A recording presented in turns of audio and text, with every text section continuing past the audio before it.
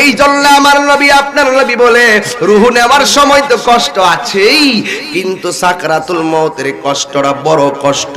এখন প্রশ্ন করবেন তাহিরে হুজুর সাকরাতুল মউতের কষ্ট আবার কি?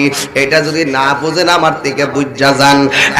বন্ধু, সাকরাতুল মউতের কষ্ট হলো, ও বন্ধু, তোমার ঘরের দরজায় যখন আজরাইলটা আসবে, আজরাইলে দেখে আজরাইলে তোমার যে একটা দাও মারবো, দাউটা খাইয়াই আপনার রগ গোলা টাস টাস কইরা জিরা যাইব, দাউটা খাইয়াই আপনার হাড্ডি গোলা টাস টাস কইরা খুইলা যাইব, দাউটা খাইয়াই রক্ত গোলা পানি পানি হইয়া যাইব।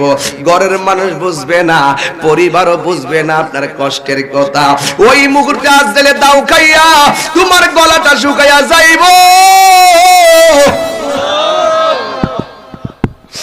গলাটা শুকায়া যাইব। ইন দি মিন টাইমে আমার নবী আপনার নবী বলেন 7 সমুদ্র 13 নদীর পানি দিলেও ওই সময় তার গলার পানি তৃষ্ণা মিটবে না। সে যে নামে আজরাইল, সঠিক সময় গোয়ালি তোমার ঘরে হইব দাখিল। আজরাইলে বন্ধুত্ব করবার লাগে আইতো না, আজরাইলে হুদুহুদি তোমার ঘরে আইতো না। ফরমান জারি হইয়া গেলে আজরাইলও হাজির হয়ে যাবে। কথা বলেন ঠিক কিনা? সে যে নামে আজরাইল, সঠিক সময় তোমার ঘরে হইব দাখিল। কত কাকুতি মিনতি করবা তুমি, রেহাই পাবে না।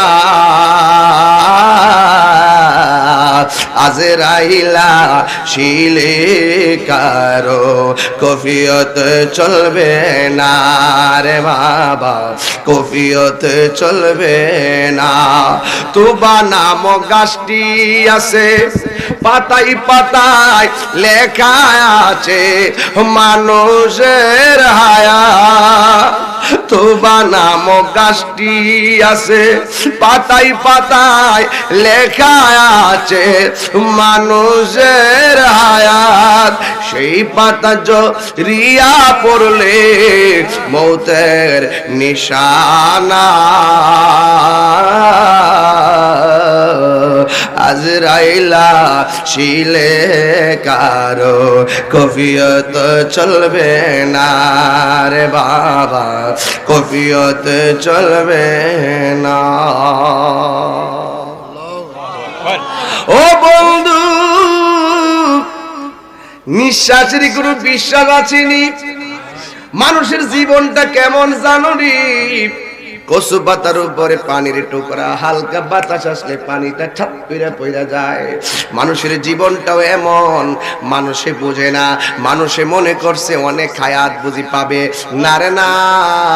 আখিরাতের তুলনায় দুনিয়াটা কিছুই না রে বাবা। এই মাটির উপরে যা করবা, মাটির নিচে তাই পাইবা। কথা কোন ঠিক কিনা?